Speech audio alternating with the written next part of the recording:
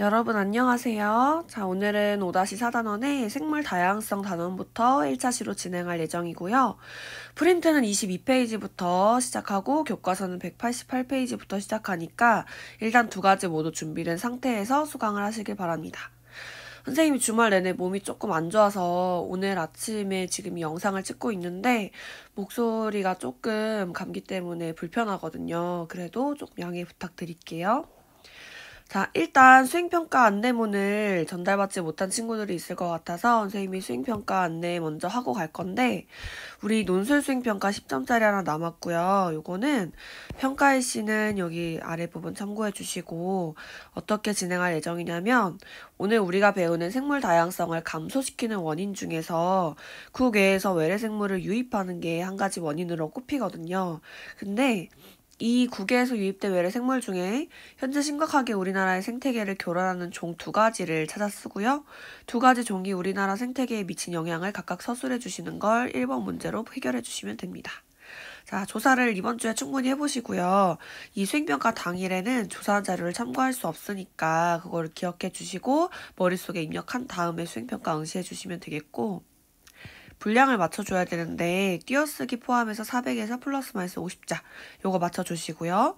유의사항은 우리나라 생태계에 미친 영향을 서술할 때 외래 생물에 의해서 우리나라의 어떤 고유종이 피해를 입었는지를 같이 쓰시면 됩니다.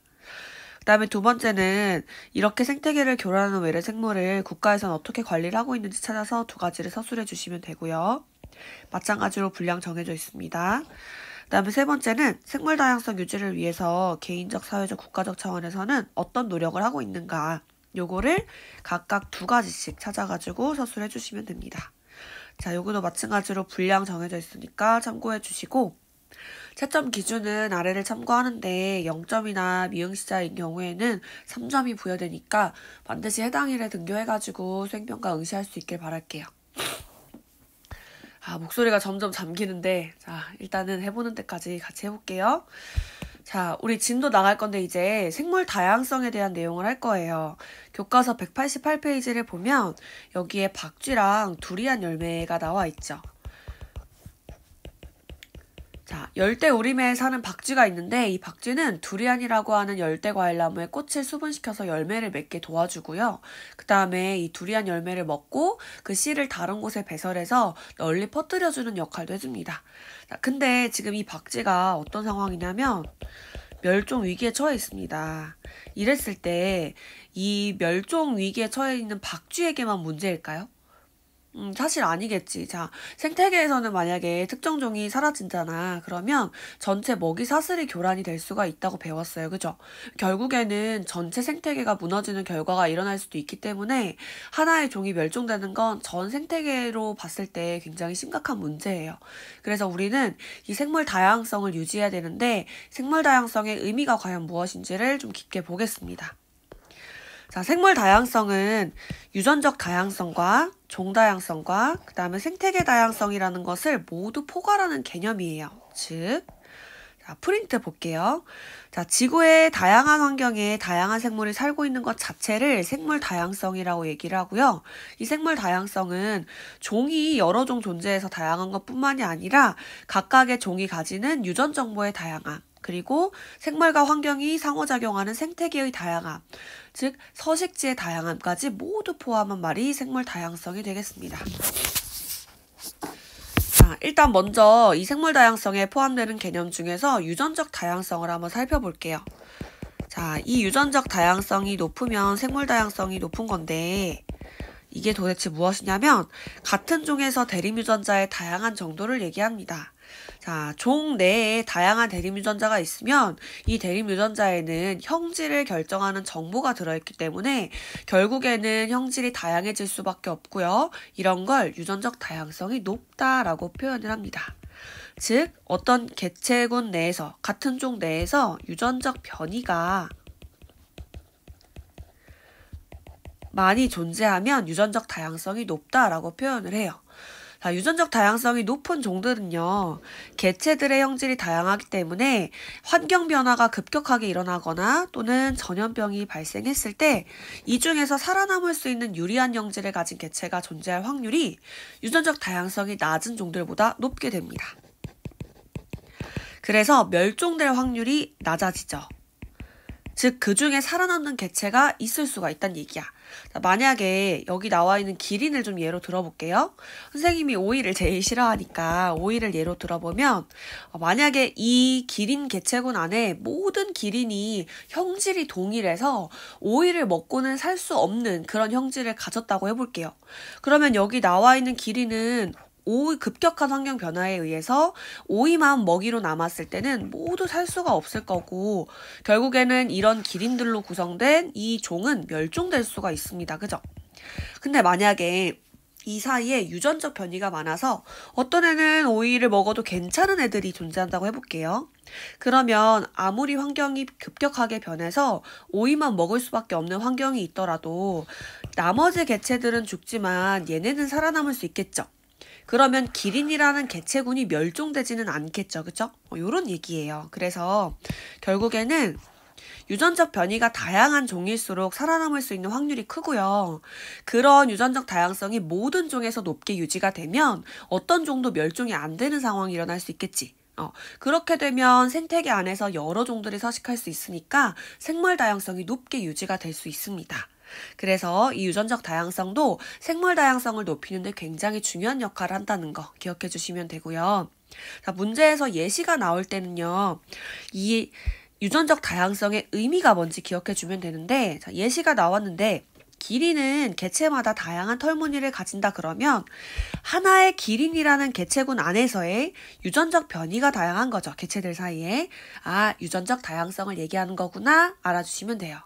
마찬가지 사례로 아시아 무당벌레는 이 안에서 다양한 색과 그 점박이, 반전 무늬를 갖게 되는데 이것도 하나의 무당벌레 개체군 안에서 개체들 사이의 유전적 변이이기 때문에 유전적 다양성을 의미하는 예시구나 기억해 주시면 되고요. 한 가지만 더 적어볼게요. 자, 사람의 경우에는 눈동자 색이 같은 사람 개체군임에도 불구하고 대립 유전자에 의해서 다양하게 갖게 돼요. 그쵸? 자, 그래서 이 사람의 눈동자 색에 대한 얘기가 나와도 아, 유전적 다양성을 의미하는 사례구나 라는 걸 캐치해 주시면 됩니다. 자, 지금 본 것처럼 유전적 다양성은 그 종이 멸종되지 않도록 유지해주는 역할도 있지만요. 또 추가로 어떤 역할도 할 수 있냐면 이 유전적 다양성이 농작물의 품종 개량에도 도움을 줄 수가 있습니다. 만약에 이 야생식물 종으로부터 유용한 유전자가 발견이 됐다 하면 이 유전자를 이용해서 생산성이 높고 질병에 강한 농작물을 개발하는 데도 활용을 할 수가 있겠죠. 즉 또 다른 애들을 살릴 수가 있다는 얘기야. 그래서 이 유전적 다양성이 또 중요한 이유가 됩니다. 자, 얘를 교과서 189쪽에 있는 생각해보기로 같이 한번 볼게요. 자, 어떤 내용이 나와 있냐면 감자의 경작에 대한 얘기가 나와 있는데요. 자, 감자 마른병이라고 해서 오른쪽에 보면 감자에 곰팡이가 발생하는 병이 있습니다. 자, 이 병은요, 감자의 수확량을 크게 줄이는데 어떤 경작지 A에는요, 다양한 감자 품종을 재배하고 경작지 B에는 개량된 단일 품종, 즉 한 가지 형질을 가지는 똑같은 감자만을 선택적으로 재배를 했대요. 자, 품종이 도대체 뭘까 헷갈릴 수가 있는데 이 품종은 하나의 같은 종이라고 할게요. 자, 같은 종인데 그 안에 있는 형질이 다양한 감자를 얘기해요. 즉 같은 종인데 인위적으로 개량된 개체군한테 사용하는 계급이에요. 자, 우리 예를 들어서 사람 같은 경우도 이거랑은 조금 의미는 다르지만 사람에 속하는데도 백인종이 있고 흑인종이 있고 황인종이 있고 그러잖아요. 얘네 감자도 마찬가지로 다 같은 종이긴 한데 그 안에서 품종이 여러 개예요. 자, A 경작지에는 다양한 감자 품종을 재배했는데 이 안에서 감자 마른병이 유행을 하게 되고요. 경작지 B도 이제 감자 마른병이 유행하게 되는데 여기 안에는 지금 이 경작지 B에다가 농부가 개량된 단일 품종만을 선택적으로 재배했습니다. 자, 이랬을 때 경작지 A에서는 다양한 형질을 가진 감자 중에서 감자 마른병이 퍼져도 살아남을 수 있는 감자 품종이 생존을 하게 됩니다.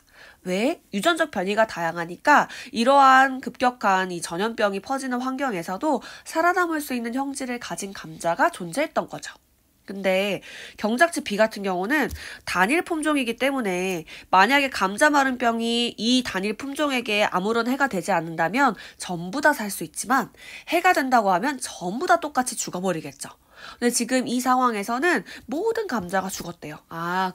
여기에 있는 이 단일 품종은 감자 마른병을 견디지 못하는 그런 품종이었나 봐요. 자, 그럼 이 사례를 볼 때 아랫부분. 자, 경작지 A와 B에서 감자 마른병의 유행 후 나타난 변화를 한번 적어 볼게요. 자, 펜 드시고. 자, 경작지 A는요. 감자 품종이 다양하여 감자 마른병의 유행에도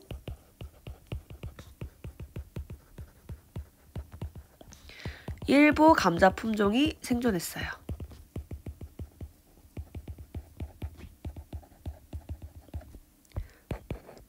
자, 근데 경작지 B에서는요. 단일 품종의 감자만 재배하여 감자 마른병의 유행으로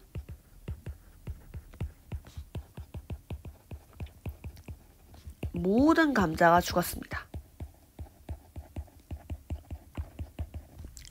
자, 그러면 이 사례를 볼 때 감자의 유전적 다양성과 생존율 사이에는 어떤 상관관계가 있어요? 그렇지, 유전적 다양성이 높을수록 살아남는 품종이 있게 되겠죠. 자, 적어볼게요. 자, 즉 유전적 다양성이 높을수록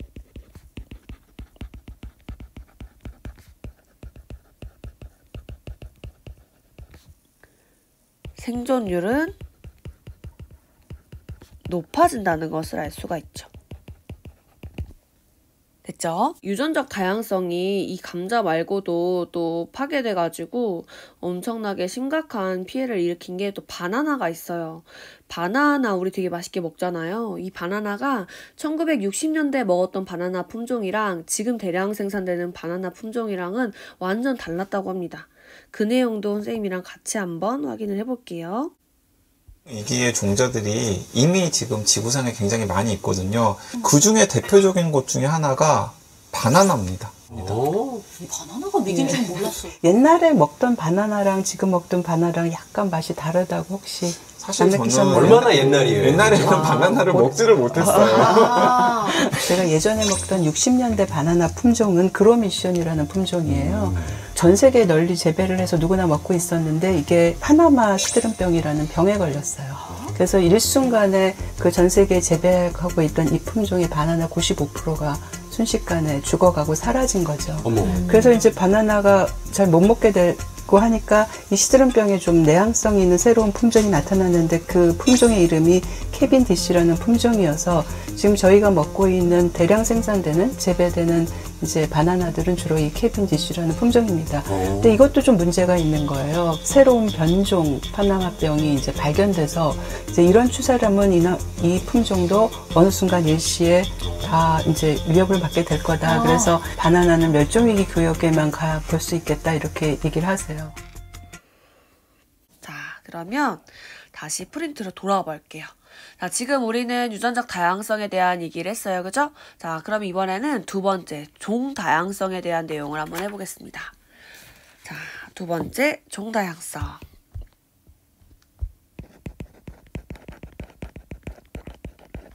자, 종 다양성은 한 지역 안에서 종의 다양한 정도를 얘기합니다. 즉, 어느 한 군집에 서식하는 생물종의 다양한 정도를 의미하게 되는데요. 자, 일단은 종이 다양하다는 얘기는, 그치?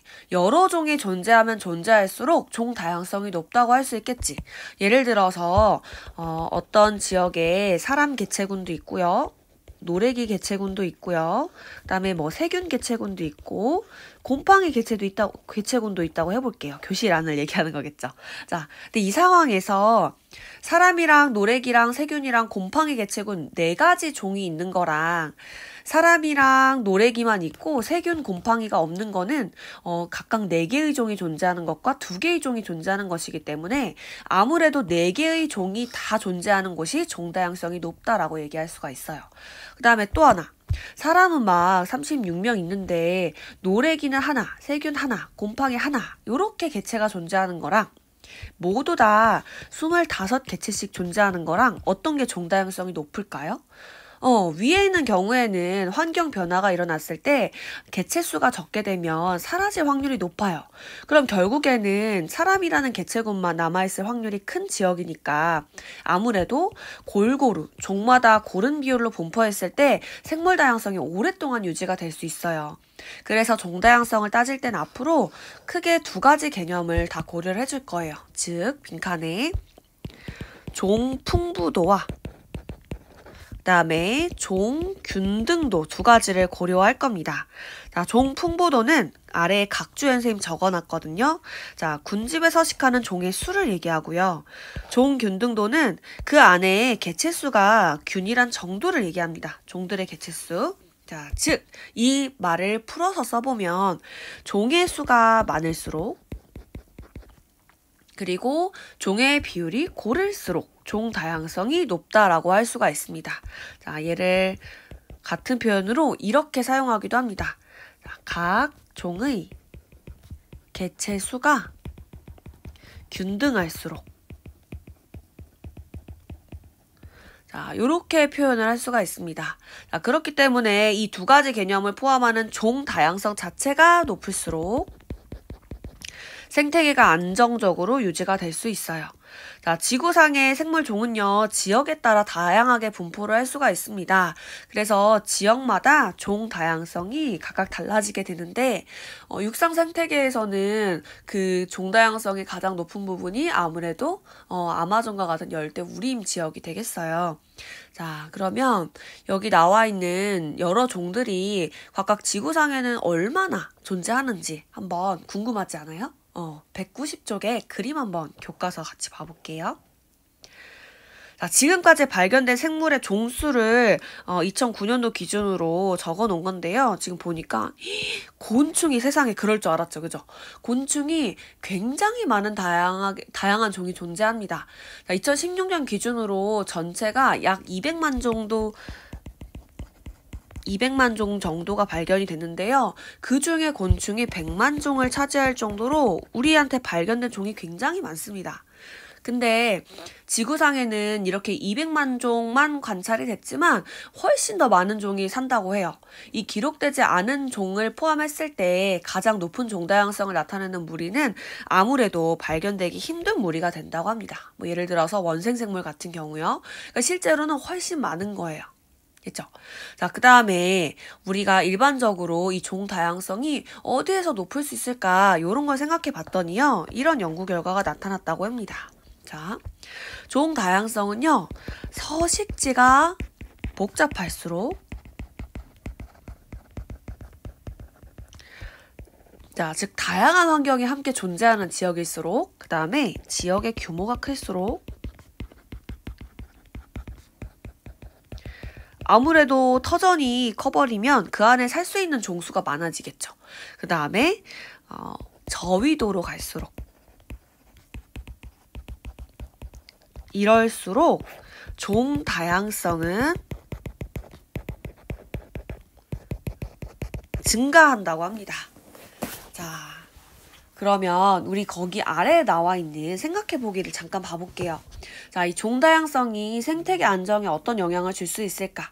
자, 그림은 어떤 초지 생태계를 관찰해서 식물의 종 풍부도에 따른 식물의 피도, 질병 발병도, 그 다음에 외부에서 유입된 종수의 변화를 나타냈다고 해요. 자, 얘를 한번 보니까 이 사실을 설명해 보자고 했는데 알 수 있는 사실을 옆에 적어 볼게요.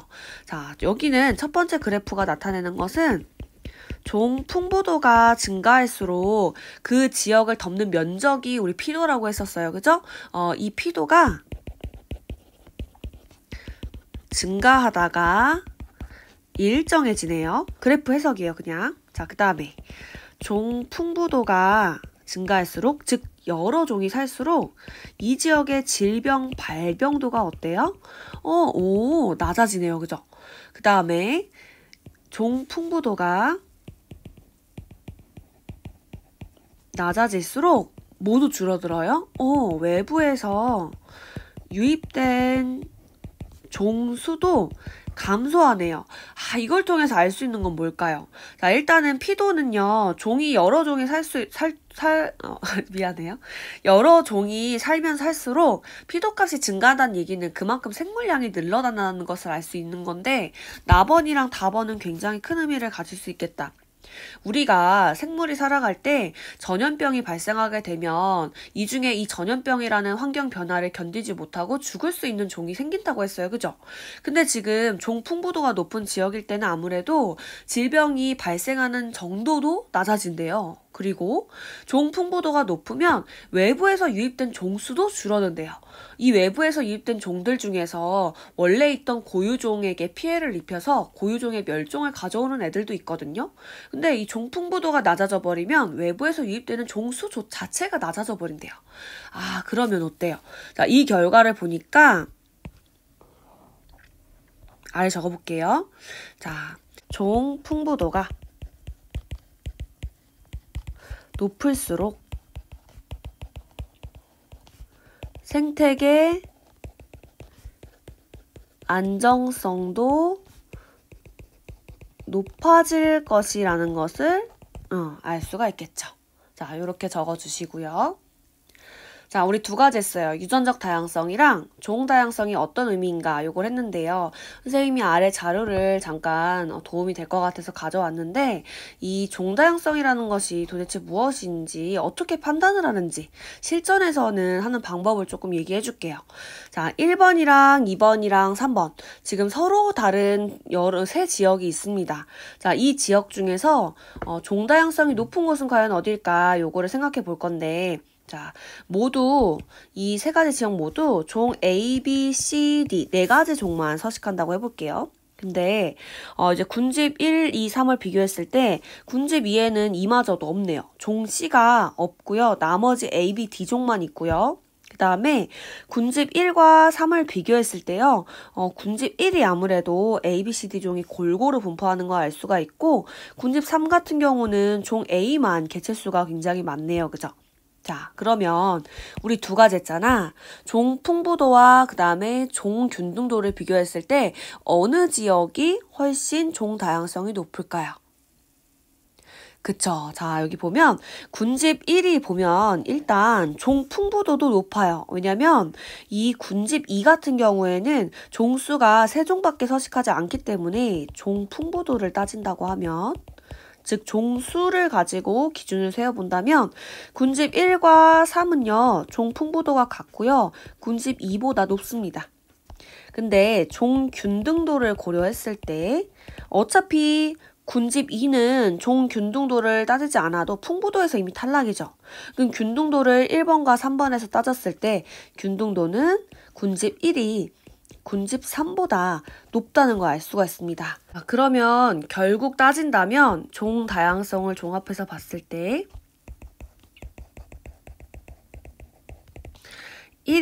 군집 1이 가장 높고요. 그 다음에는 군집 3, 그 다음에는 군집 2가 된다는 사실을 알 수가 있겠네요. 그죠? 자, 그래서 종 다양성은 가장 높은 지역이 군집 1이다. 이렇게 판단을 해주면 되는 문제들이 자주 출제가 됩니다. 자, 그러면 생태계 다양성 넘어가 볼게요. 자, 세 번째 우리 프린트 채울 내용 생태계 다양성입니다. 자, 지금 여기 보면 교과서 그림인데요. 다양한 생태계가 나와 있어요. 초원이랑 사막이랑 툰드라, 해양 이렇게 다양한 생태계가 나와 있는데 생태계 다양성이라고 하면 생물 서식지의 다양한 정도를 의미합니다. 그리고 생태계를 구성하는 생물과 환경은 서로 상호작용을 한다 그랬죠. 그 관계의 다양성까지 포함하는 말이 생태계 다양성이에요. 자, 이 생태계 다양성은요. 어디에서 좀 높아지냐면요. 지구를 기준으로 했을 때 적도 부근이 극지방 부분보다 생태계 다양성이 높게 나타납니다. 자, 그 다음에 또 어떤 게 또 달라질 수 있냐면 어떤 것 때문에 계절이나 지역에 따라 바람의 방향이나 강수량이 차이가 나게 됩니다. 그죠? 그래서 생태계 다양성이 어느 지역이냐에 따라서 좀 달라질 수가 있고 어느 계절이냐에 따라서도 달라질 수 있고요. 그 다음에 또 이러한 환경 차이 때문에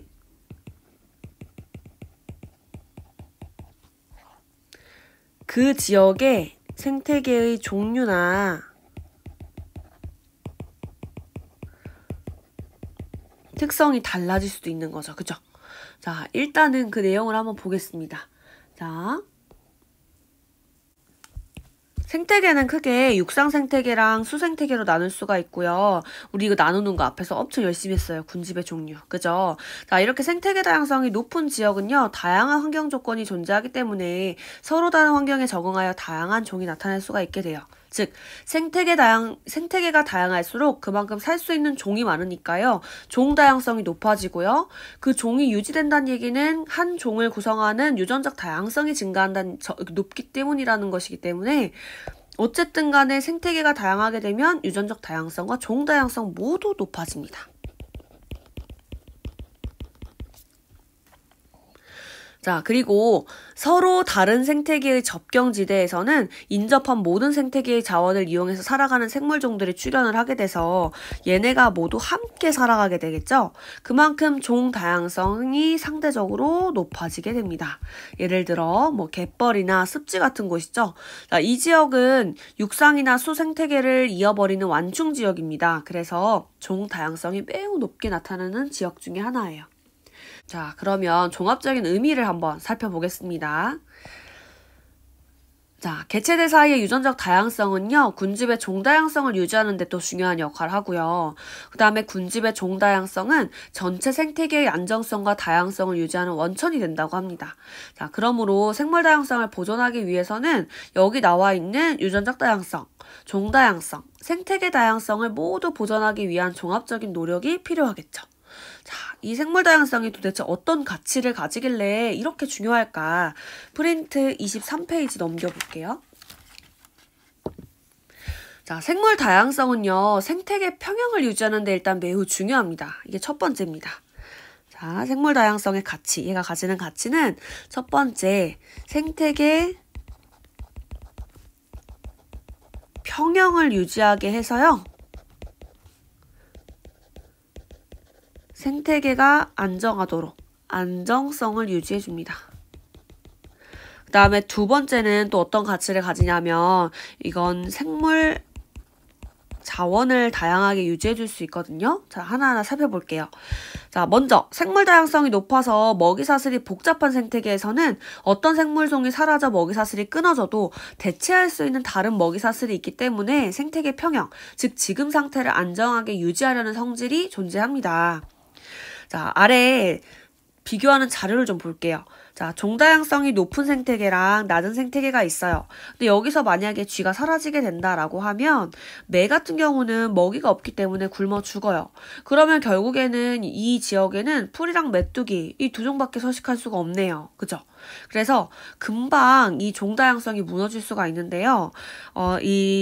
왼쪽에 있는 그림처럼 종다양성이 높은 생태계에서는 쥐가 사라지더라도 매 같은 경우가 뱀이나 뭐 토끼나 이런 애들을 잡아먹고 살 수가 있습니다. 그렇기 때문에 종다양성이 쉽게 무너지지가 않아요. 그래서 생물 다양성이 높으면 높을수록 그 다양성이 파괴될 수 있는 가능성이 낮아지기 때문에 생태계의 안정을 매우 오랫동안 유지할 수 있다. 이런 얘기고요. 만약에 이 생태계 평형이 그 오른쪽 그림처럼 깨져버리게 된다. 그러면 이 지역의 물질 순환이랑 에너지 흐름에도 이상을 초래하게 됩니다. 그래서 생물의 생존 자체가 위협을 받게 되고 쉽게 회복이 안 되거나 회복 시간이 오래 걸릴 수도 있습니다. 그렇기 때문에 얘네를 유지하는 게 굉장히 중요합니다. 자, 그러면 생물 자원이란 도대체 무엇이냐 넘어가 볼게요. 자, 생물 자원이라고 하는 것은 인간이 생활에 이용하는 자원 중 생물에서 유래한 것들을 얘기합니다. 인간은 생물로부터 식량이나 의약품, 원료, 그 다음에 의복 재료 등을 얻는데요. 이렇게 직접적인 자원뿐만이 아니라 사회적, 심리적으로도 예를 들어 뭐 휴식이 필요하면 힐링하러 숲속으로 떠난다든가 뭐 이런 사회적, 심리적 가치도 같이 제공을 하게 돼요. 자, 어떤 것들이 있냐면 봐볼게요. 자, 의식주에 필요한 각종 자원을 제공할 수도 있는데 뭐 쌀이나 콩, 옥수수가 식량 자원이 되죠. 그 다음에 목화에서 얻어내는 면 재료, 이게 면의 원료예요. 우리 학회도 있잖아, 그지? 이 목화에 보이는 요 털 있잖아요, 그죠? 목화씨의 이 솜털을 이용해가지고 면의 원료로 사용을 하게 되고요.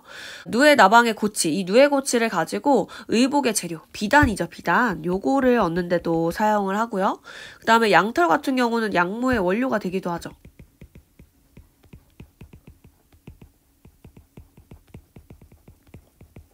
자, 그 다음에 요것뿐만 아니라 뭐 나무나 풀 같은 경우에는 주택 재료로 또 사용을 하죠.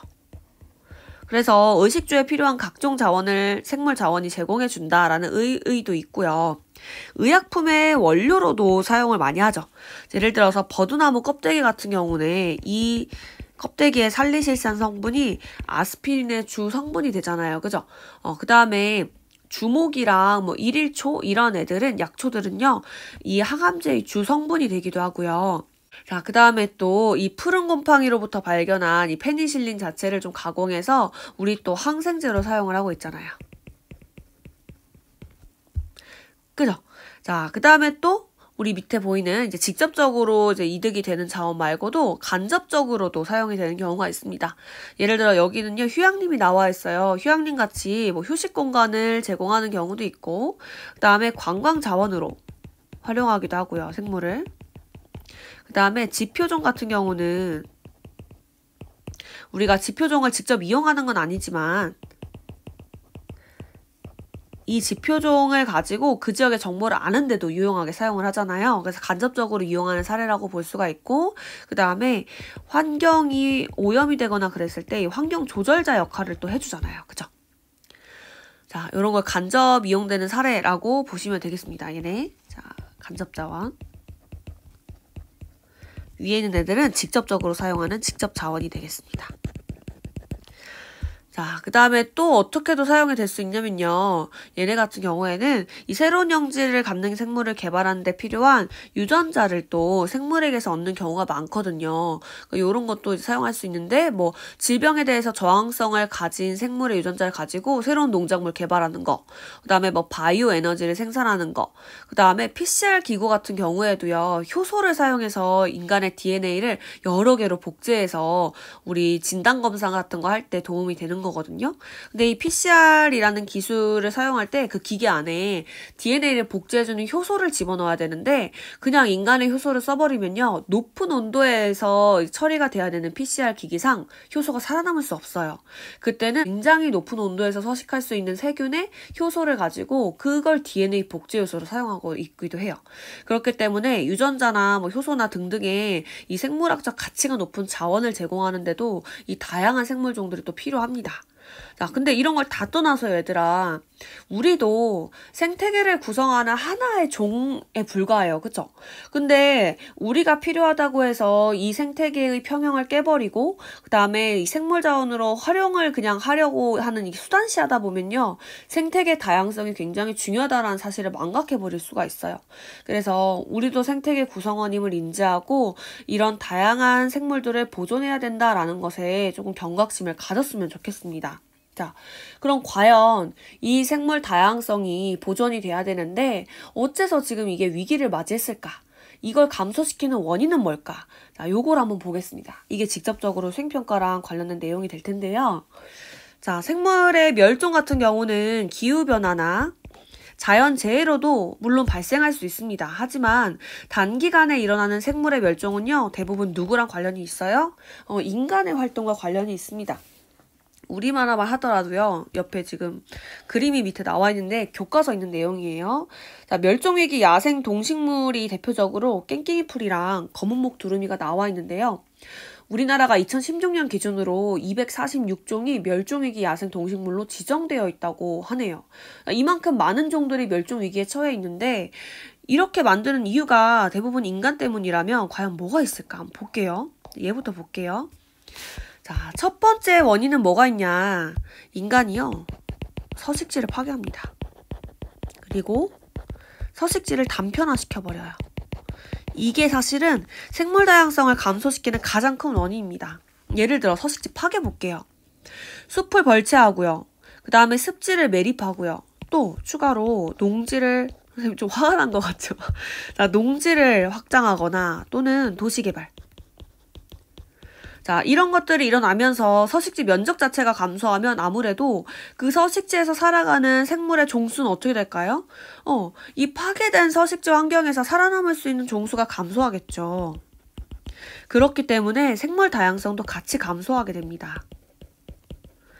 자, 그 다음에 또 서식지 단편화라는 게 있는데 대규모의 서식지가 소규모로 분할돼 버리면요. 서식지 면적이 줄어들 뿐만 아니라 생물의 이동 또한 제한이 돼서 고립이 되게 됩니다. 그래서 유전적 교류가 일어나기가 어려워요. 그래서 그 지역에 서식하는 개체군의 크기가 작아지게 됩니다. 즉 개체수가 감소한다는 뜻이랑 같은 거예요. 자, 만약에 예를 들어서 아래 그림처럼 서식지 면적이 원래는 64헥타르였다고 해볼게요. 근데 여기에 철도를 건설하고 도로를 건설하다 보니까 이만큼의 면적이 사라졌습니다. 그러면 이 지역은 철도와 도로를 건설한 이 면적만큼만 서식지가 파괴되는 걸까요? 아니에요. 자, 볼게요. 생물들 같은 경우는 살아가는 환경이 모두 다 다릅니다.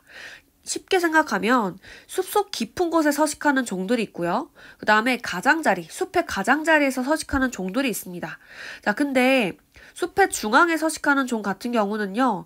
이 서식지 단편화가 일어나게 되면 훨씬 더 많은 면적을 잃어버리게 돼요. 왜? 자, 원래 64헥타르인데요. 철도와 도로를 건설하면 일부분밖에 사실 파괴가 안 돼요. 하지만 중앙에 서식하는 종 같은 경우는 이 살아갈 수 있는 환경이 어떻게 돼요?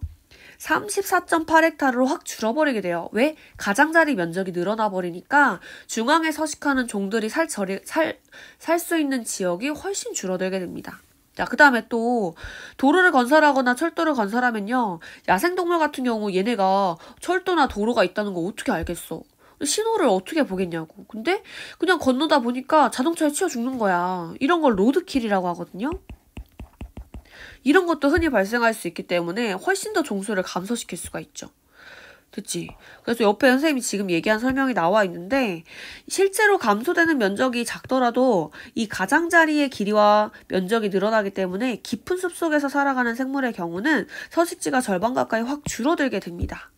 자, 그러면 이에 대한 방편으로 지금 뭐가 얘기가 나오고 있냐면 이 철도에 의해서 어떤 숲이 파괴가 됐다고 했을 때 이 중간에 유전적 교류가 일어날 수 있도록 종이 다닐 수 있도록 생태 통로를 설치해주자 이런 얘기가 나와서 많이 설치가 되고 있긴 해요. 우리 가끔 가다 보면요. 원적산 터널 아나?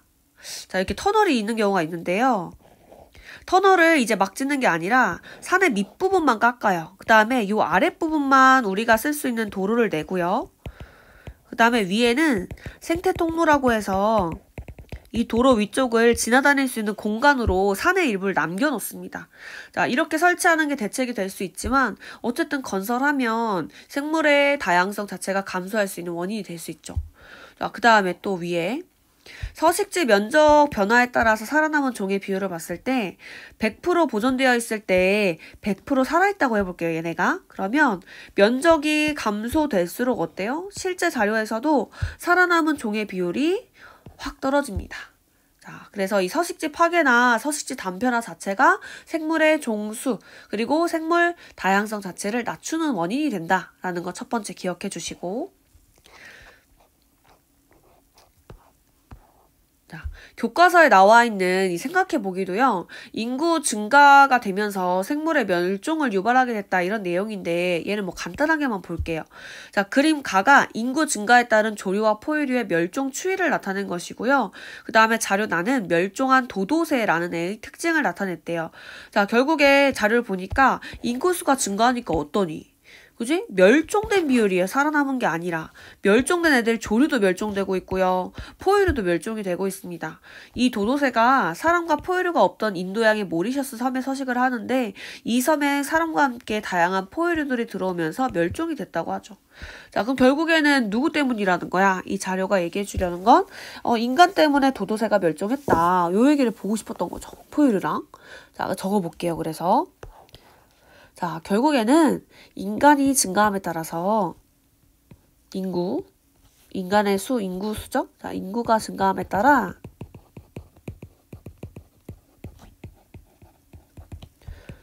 조류와 포유류에서 멸종된 종 비율이 증가했죠. 자, 그러면 결국엔 어쨌다는 거야? 원래 도도새는 그러니까 멸종이 될 위기가 없었어요. 근데, 즉, 얘를 잡아먹는 천적이 없었던 거지. 지금 그 지역에서는, 그죠? 천적이 없었으나, 사람과 포유류가 유입된 후, 먹이가 되어 멸종되었을 것이라는 것을 유추해 볼 수가 있죠. 그죠? 그래서 이제 우리 생각을 해야 돼. 진짜 인간의 활동에 의해서 얼마나 많은 종들이 희생되고 있는가. 자, 요거는 이 서식지 단편화에 따른 종다양성 감소를 나타낸 교과서 그림이니까 요것도 한번 살펴보시는데 결국에는 중앙자리에서 살 수 있는 이 종수는 감소하고 가장자리에서 서식하는 종수는 늘어나다고 보면요. 종 균등도도 감소할 수가 있다는 얘기를 하고 있거든요. 그러니까 종의 수가 줄어들 뿐만 아니라 가장자리 종이랑 중앙에 서식하는 종들이 비슷한 비율이었다면 지금은 가장자리에 서식하는 종들만 많이 늘어난다는 거야. 서식지 단편화가 일어나면서. 그래서 종 균등도가 함께 감소하면서 종 다양성이 감소하고 있다. 이런 내용이니까 교과서 그림 참고해 보시고. 그다음 또 이런 것도 나와 있어요. 해양 생태계가 단편화되면서 어린 가리비의 피식률이 어떻게 되고 있어요? 높아지고 있습니다. 자, 단편화가 일어나지 않았을 때는 먹히는 비율이 이만큼밖에 안 됐는데요. 단편화가 심하면 심해질수록 얘가 잡아 먹히는 비율이 증가하고 있대요. 자, 그래서 결국엔 어떻게 된다는 거야? 가리비의 생존율도 낮아지고 있구나 라는 사실을 알 수 있죠.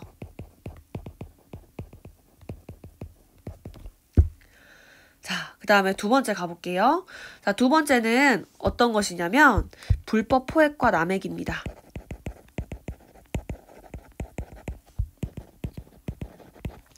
자, 불법 포획은 개체수 보존을 위해서 포획이 금지된 종을 포획하는 것이고요. 남획은 너무 과도하게 포획하는 것을 얘기합니다. 자, 야생동물의 밀렵이랑 희귀식물의 채취 등 불법 포획이랑 그 다음에 남획 같은 경우는 먹이사슬의 변화를 일으켜서 생물 다양성을 감소시킬 수가 있어요. 자, 우리나라 같은 경우도 우리나라 지리산에 이 반달가슴곰이 서식했는데 이게 좀 무분별한 밀렵 때문에 지금 멸종 위기에 처해 있다고 합니다. 그리고 이제 정어리 같은 경우, 정어리 생선인데요. 이 정어리가 미국 캘리포니아 주에서 많이 서식을 하는데요. 이제 여기에서 무분별한 남획 때문에 정어리를 먹이로 하는 바다사자나 또는 점박이 물범 등의 개체수도 같이 줄어들고 있다고 합니다. 자, 그리고 또 뭐 북아메리카에 있는 들소 같은 경우는 들소 고기를 막 상업적으로 판매하고 들소를 사냥하는 것 때문에 개체수가 5천만 마리였는데 막 1,000마리로 감소하고 엄청 많이 준 거죠. 뭐 그런 경우도 있다고 해요. 자, 그 다음에 세 번째 보겠습니다. 자, 세 번째는 환경오염이에요. 자, 대기오염으로 생성된 산성비가 하천이나 호수, 토양을 산성화시키면 서식지를 파괴할 수 있게 되고요. 그 다음에 생물 다양성이 낮아질 수가 있어요. 그리고 담수나 해양 생태계에 유입된 유해 화학물질이 그 생물의 몸에 쌓이는 것이 생물 농축인데요. 이 생물 농축이 일어나면 생태계 평형을 또 깨뜨리는 그런 요인이 될 수 있어요. 그리고 이렇게 쌓인 이제 안 좋은 물질들이 결국에는 인간이 먹게 되면서 심각한 피해를 또 같이 주게 되겠습니다. 자, 생물 농축이 되는 그런 물질들은요, 결국에는 이 몸 안에서 분해되지 않고 쌓이거든요. 그래서 상위 포식자로 갈수록 그 피해를 더 심각하게 입을 수가 있습니다. 자, 그 다음 마지막으로 외래 생물의 침입이 있습니다.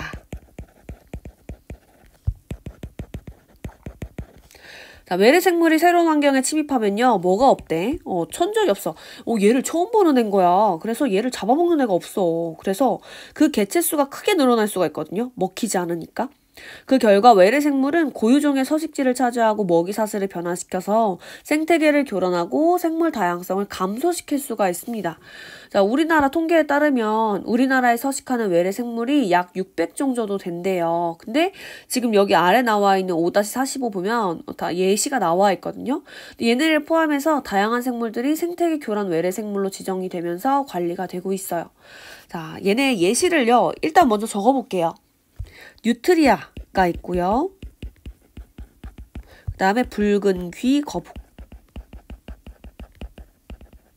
그 다음에 큰잎베스. 그 다음에 꽃매미. 그 다음에 돼지풀. 그 다음에 가시박. 자, 요런 애들이 있습니다. 자, 하나하나 좀 봐보면 이 뉴트리아 같은 경우는 쥐같이 생기지 않았니? 그죠? 얘는 괴물쥐라고도 불리는데요. 얘가 출산을 하자마자 이틀인가? 그 뒤에도 생식을 통해 또 임신을 할 수가 있대요. 얘를 지금 보니까 봐봐. 선생님이 기사를 가져왔는데 2022년 4월의 기사인데요. 괴물쥐 뉴트리아를 잡아오면 2만 원을 준대요, 한 마리. 우리 가볼까요? 자, 이 퇴치 전담반이 지금 만들어졌는데 이 뉴트리아 수가 너무나 많아지니까 이걸 사냥해 오면 2만 원 준다, 이런 운동도 지금 일어나고 있습니다. 자, 얘네 같은 경우는 왜 문제냐면 처음에는 이제 얘네 모피를 이용하려고 했어요, 털. 그리고 고기를 가공해서 먹으려고 원래는 이제 들여왔는데요. 수익이 나지 않는 거야. 그래서 수익성이 없으니까 그냥 물가에 풀어버립니다. 그래서 방생을 하니까 뉴트리아를 잡아먹는 천적이 없는 지역에서 이 뉴트리아가 굉장히 번성을 하게 돼요. 그 다음에 붉은귀 거북은요, 여기 부분이 붉게 되어 있죠. 귀가 붉어 보인다고 해서 붉은귀 거북인데 얘는 처음에 애완용으로 수입을 했습니다. 근데 이제 크기가 커질수록 버려지는 거예요. 근데 얘가 버려지고 나서 남생이라고 해서 우리 고유종이 있거든요. 이 남생이의 생태적 지위와 유사해가지고 남생이를 멸종 위기에 처하게 했어요. 그 다음에 또 큰잎베스 있죠? 입 진짜 크죠? 그래서 큰잎베스인데 얘는 원래 양식하는 게 목적이어서 잡아먹으려고. 근데 얘도 적자가 나니까 좀 업체에서 풀어버리는 거야. 그러면서 주변에 소형 물고기나 새우 같은 걸 잡아먹으면서 하천 생태계의 먹이사슬을 파괴시켜서 문제가 되고 있고요. 그 다음에 얘는 있잖아. 우리 많이 봤을걸? 그죠? 얘 같은 경우는 줄기나 열매에서 즙을 빨아먹으면서 식물과 농작물에 큰 피해를 주고요. 번식력이 뛰어나서 생태계를 교란시키는데 얘가 태풍이나 황사를 타고 중국에서 건너왔어요. 그래서 원래는 이제 기온이 높고 그런 곳에서 번식을 하는데 지구온난화의 영향 때문에 우리나라에서도 번식을 굉장히 잘해요. 그래서 얘를 어떻게 이제 처리하려고 하냐면요. 천적을 들여와서 이제 꽃매미 벼룩존벌 이런 생물이 또 있대요. 그래서 얘를 도입해서 얘를 없애기 위해서 노력하고 있대요. 자, 그 다음에 돼지풀 같은 경우는요, 쓰일 수 있는 데가 없대요.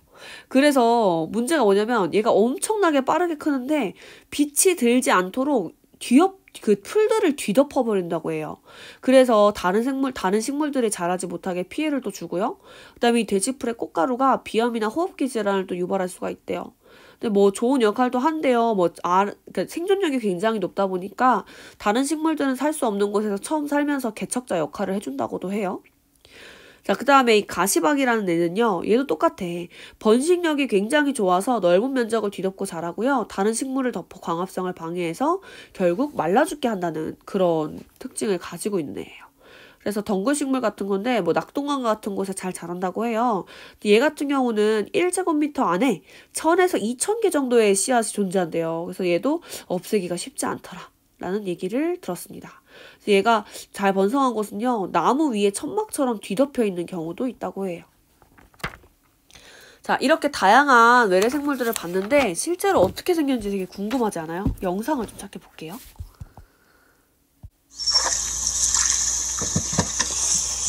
살아있는 자연사 박물관이라고 불리는 우포늪 생태계를 위협하는 존재들도 있다. 우포늪 주민생태감시원 주영학 씨가 500여 마리나 잡았다고 하는 뉴트리아도 그중 하나다.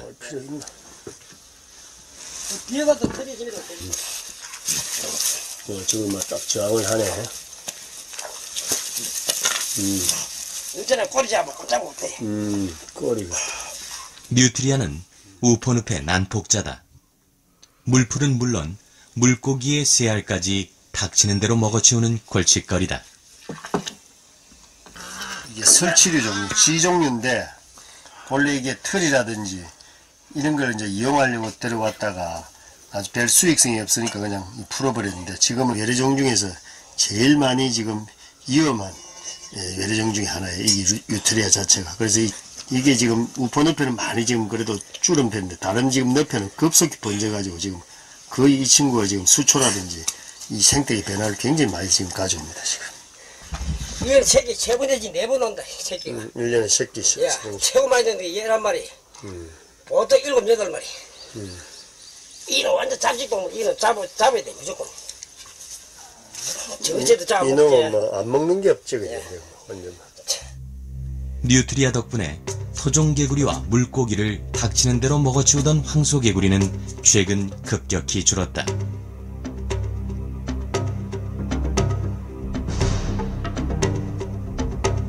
우포늪의 장대 나무배는 자연과 사람을 이어주는 연결고리다. 그런데 우포늪 어부들에게 블루길과 같은 외래종 물고기는 오래된 걱정거리다.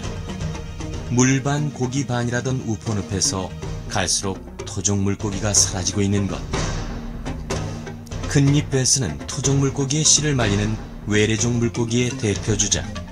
자기 새끼까지 잡아먹을 정도로 먹성이 좋다. 거래 늪에서 토종 물고기가 자생하는 게 네. 3분의 1도 안 됩니다. 아, 그럼? 블루기를 뱄어요. 블루기를 언제는 한 20년 안 됐어요. 한 10년 좀 10년에 조금 넘은 10년, 15년 그 사이 좀 됐죠. 10년 좀 넘었어요. 그 전에는 없었어요. 자, 이제 우리 넘어가 볼게요. 자, 그러면 과연 이런 생물 다양성을 감소시키는 여러 가지 원인들에 대해서 우리 어떻게 생물 다양성을 보존할 수 있을 것인가, 이 내용을요, 교과서 197쪽부터 199쪽까지 자세하게 서술하고 있거든요. 선생님이랑은 간단하게 한번 보고요, 교과서를 조금 자세하게 읽어보면서 뼈저리게 느껴봤으면 좋겠습니다.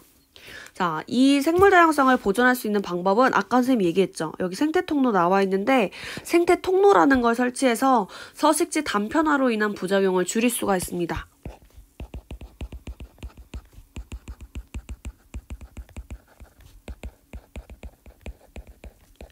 자, 이제부터는 당연한 얘기들이 나와 있어요. 자, 불법 포획이나 남획을 금지하고요. 외래생물의 무분별한 도입을 방지해야 되겠죠. 그리고 이 외래생물을 도입할 때도 그 가능성을 사전에 철저하게 검토하는 그런 감시가 필요하겠습니다. 아무렇게나 그냥 이제 도입을 하는 게 아니라. 그 다음에 천연기념물을 지정하거나 보호를 해주는 방법도 있어요. 멸종위기에 처하거나 또는 보전 가치가 있다 그러면 천연기념물로 지정해서 보호를 하고 있고요. 그 다음에 종자은행을 또 이제 운영을 하는데, 이 종자은행을 운영하게 되면 사실 지금 멸종위기에 처해 있거나 또는 보존 가치가 높은 종자들을 이제 보관해 놨다가 얘네가 실제로 멸종이 되거나 또는 부족한 상황이 됐을 때 이 종자은행에서 이 종자를 가지고 꺼내다가 심어서 또 키울 수 있는 방법도 있고요. 그 다음에 핵심종 우리 알죠? 그죠? 우리 아까 앞에서 해달이나 뭐 불가사리나 아프리카 코끼리 얘기도 했지만 여기에는 핵심종 예를 들어 뭐 수달이나 상어 같은 애들도 있어요. 굉장히 많아. 군집마다 있는 거니까. 근데 얘네 같은 경우는 이제 각각 수달은 이제 해달이랑 다르게 바다에서 서식하는 애가 아니라 얘는 담수 생태계에서 살거든요. 근데 상어는 당연히 바다에 살겠죠.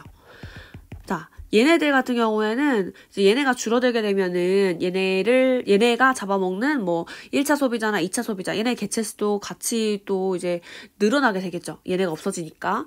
그래서 생태계 평형을 또 깨뜨릴 수가 있습니다. 자, 그래서 이제 결국에 핵심종을 관리해야 하는 이제 그런 문제도 안고 있고요. 그다음에 국제적으로는 이 외래 생물을 주고받을 때나 또는 이 생물 다양성을 파괴할 수 있는 것들에 대해서 협약을 체결해서 법률을 제정하는 방법도 있겠죠. 자, 그럼 과연 우리는 어떤 노력을 할 수 있을까? 개인적, 사회적, 국가적, 국제적. 다 나와있네, 그죠? 얘네 이 차원에서 선생님이 노력을 한번 볼 건데 우리 같은 경우는 쓰레기를 분리배출하는 거 이게 사실 되게 쉬워 보이지만 제대로 이루어지지 않아요. 그래서 자원을 재활용해서 최대한 이 쓰레기를 처리하는 데 드는 비용과 에너지와 생태계 파괴를 줄이는 방법을 연구해봐야 되고요. 그 다음에 공원을 놀러 갈 때도 막 잔디 그냥 예쁘다고 막 밟고 올라가서 인스타에 올릴 사진 찍지 말고요. 공원의 지정 탐방로를 이용해야 하고 자원을 절약하거나 또는 친환경, 저탄소로 생산한 제품들을 사용하는 방법도 있습니다.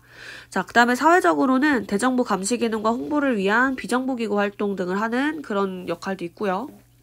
그 다음에 국가적 차원에서는 아무래도 규모가 크니까 이제 크게 노력할 수 있는 부분들이 있어요. 자생생물종. 우리나라에서 이제 살아가는 생물들의 현황을 파악하고 목록을 작성해서 관리하는 방법도 있고, 그 다음에 유전 정보를 확보하고 생물종의 분포 양상과 서식지 정보를 수집하고요.